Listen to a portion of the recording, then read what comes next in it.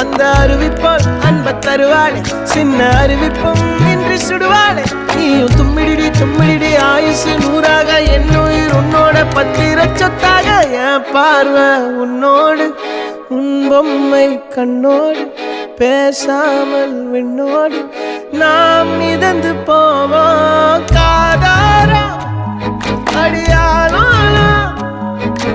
நான் தாங்க மாறோடு